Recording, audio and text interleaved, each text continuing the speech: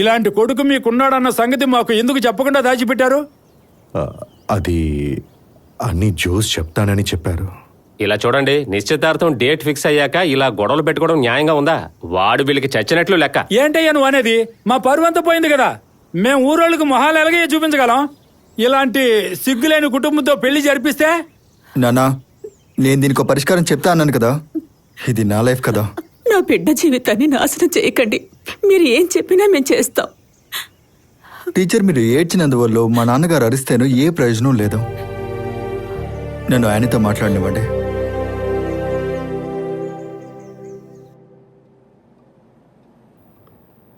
Okay, I'll call you back.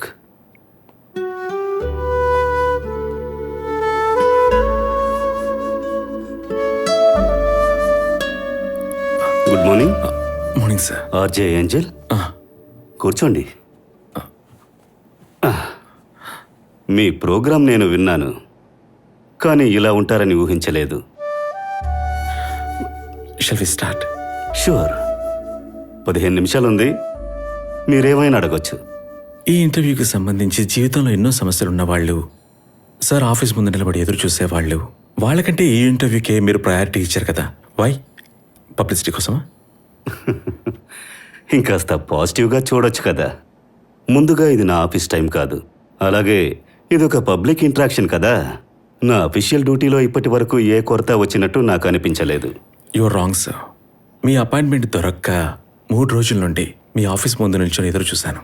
అది జరగలేదని చెప్పి మీ ఇంటర్వ్యూ తీసుకుందామని వచ్చాను. అందరినీ అకామిడేట్ చేయడానికి ట్రై చేస్తున్నాను. ఇందులో ఏంజల్కి సమస్య ఏంటి? ఏంజల్ కాదు, నా పేరు మేరీ కుట్టి. నేనే సార్ నా problem, as you can see. అందులో ప్రత్యేకంగా మేరీ కుట్టిలో ఏ ప్రాబ్లం నాకు కనిపించలేదు. అది మాత్రమే కాదు, ఆర్జే లాంటి రెస్పెక్టబుల్ జాబ్ చేయడంలో మీలాంటి ట్రాన్స్జెండర్స్ తక్కువే కదా. సార్, మాలాంటి వాళ్ళు ప్రాస్టిట్యూట్స్గా బిచ్చగత్తెలుగా మారడానికి కారణం మీరు చూపించే నెగ్లిజెన్సీ వల్లే మేము ఇలా మారిపోతున్నాం సార్. ఒక పర్సనాలిటీని తీసుకొని నడిపించే టూల్ మాత్రమే కదా సార్ ఈ శరీరం. దాన్ని బట్టి ఎవరిని హేళన చేయకూడదు. యాక్చువల్లీ మీరు చెప్పదలుచుకున్నదేంటి? ఇప్పుడు మీ సమస్య ఏదైనా దాన్ని సాల్వ్ చేయడానికి నా పొజిషన్ సహాయపడుతుందంటే అఫ్కోర్స్ నేను అది చేస్తాను. I want to be A police officer. ఈ రోజు దానికి అవకాశం లేకుండా చేసింది ఇక్కడున్న పోలీస్ డిపార్ట్మెంటే sir. But that's my dream, that's my vision. Can you help me? ఇది తిందాం. నీకు సొంతమైన 4 ఎకరాలు యానీ పేరున రాసిస్తే వాళ్ళు పెళ్లి ఒప్పుకుంటారంట. నాన్నగారు పొద్దున కాల్ చేశారు. నువ్వు ఇక్కడికి వచ్చిన విషయం ఆయనకు తెలియదు. నేను అసలు చెప్పను కూడా. భూమి యానీ పేరు మీద రిజిస్టర్ చేయాలంటే మీ అంగీకార పత్రం కావాలి. మేరీ కుట్టి ఇష్యూ గురించి చెప్పి ఆస్తి కాజేయడమే వాళ్ళ ప్లాన్. ఇందులో సైన్ చేయొద్దనే నేను చెప్పగలను. నాకు కూడా సేమ్ ఒపీనియన్ మేరీ. నువ్వెందుకు ఇది ఇచ్చేయాలనుకుంటున్నావు? నీకు కాస్త ఫినాన్షియల్ స్టెబిలిటీ ఉంటే ఇప్పుడున్న సమస్యలకి కొంచెం హెల్ప్ఫుల్గా ఉంటుంది కదా. ఆస్తి ఐశ్వర్యమేనా నాకున్న సమస్యలు?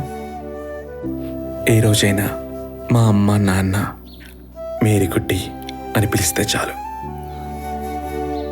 అంతకు మించి నాకు ఏ ఆస్తులు అక్కర్లేదు. లారిగారు అది ఇవ్వండి. డబ్బుకి డబ్బే సమాధానం మేరీ కుట్టి. పెన్. చేతి కాయలుంది. నన్ను ఇలా చూడు. ఆన్ ది ఫేస్ నీ దగ్గర ఒక ప్రశ్న అడగనా? ఇంకా కూడా పోలీస్ డిపార్ట్మెంట్లో చేరడం పాసిబుల్ అనుకుంటున్నావా? అట్లీస్ట్ చెన్నైలో ఉన్న కార్పొరేట్ ఉద్యోగానికన్నా వెళ్ళి చేరొచ్చు కదా. ఆలోచించు. నువ్వు ఇలా సైన్ చేసి సాక్రిఫైస్ చేయకు. పిచ్చిదానిలా చేస్తున్నావు. మీరు వెళ్ళేటప్పుడు నన్ను టౌన్లో డ్రాప్ చేయండి. నేను వెళ్ళి ఎమ్మెల్యేని కలవాలి. నీకెంత చెప్పినా అర్థం కాదా Mary? You fighting a lost cause. లేదు, ఓడిపోయే వరకు మనకి గెలిచే టైం ఉంటుంది. కరెక్ట్. ఓడిపోయేదాకా ఇలాగే చెప్పండి. రా.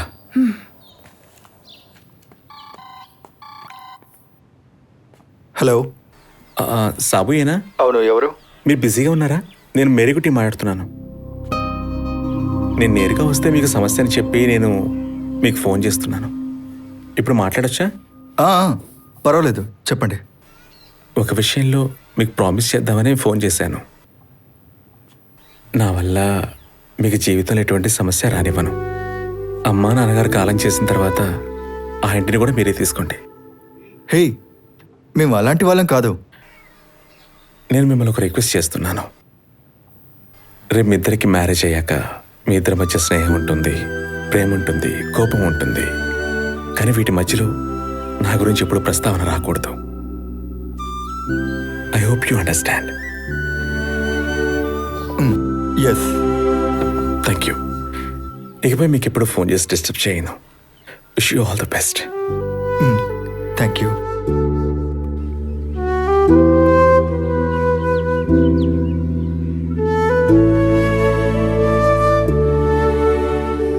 మేరీ గారు ఎవరు? రండి.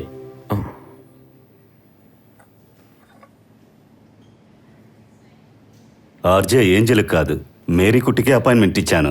అది మీకు ఓకే కదా? మీ కేసు నేను స్టడీ చేశాను.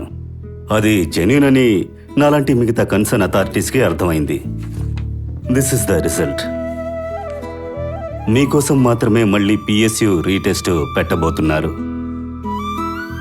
మీరు దాని మీద అంతగా ఆశపడినందువల్ల ఎంటైర్ వరల్డ్ కాకున్నా కోరుకునే కొంతమందికైనా conspire to make it happen. So all the very best. Thank you sir.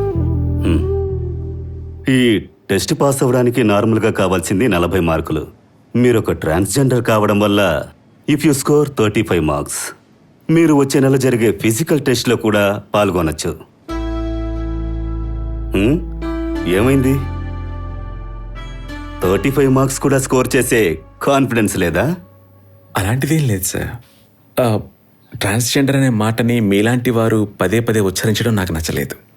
నాలాంటి వాళ్ళకి అఫీషియల్ అడ్రస్ ఉన్నా కుదిరితే కొన్ని అథారిటీస్ ఓ కొత్త పదాన్ని కనిపెట్టండి. ట్రాన్స్జెండర్ పేరుతో వచ్చే ఏ లాభాన్ని నేను ఆశించను. నేను ఆ ఉద్దేశంతో చెప్పలేదు. అర్థమైంది సార్. ఈ టెస్ట్లో 35 మార్కులు సాధిస్తే నేను టెక్నికల్గా పాస్ అయినట్టే. కానీ 40 అబోవ్ మార్క్స్ వస్తే మాత్రం నేను నెక్స్ట్ లెవెల్లో ఉన్న ఫిజికల్ టెస్ట్కి అపీర్ అవుతాను. Otherwise I will consider my self failed. అంత అహంకారం కావాలా? కావాలి. గుడ్. మీరేంటో ఇప్పుడు నాకు అర్థమైంది. నేను కూడా నాలాంటి ఆఫీసర్స్ వల్ల మీకు కలిగిన ఎమోషన్ ఎక్స్పీరియన్సెస్కి మై సిన్సియర్ అపాలజీస్. నేను సీరియస్గానే చెప్తున్నాను. అది కాదు. మరి నా దగ్గర ఒకరు క్షమించమని అడగడం లైఫ్లో ఇదే మొదటిసారి.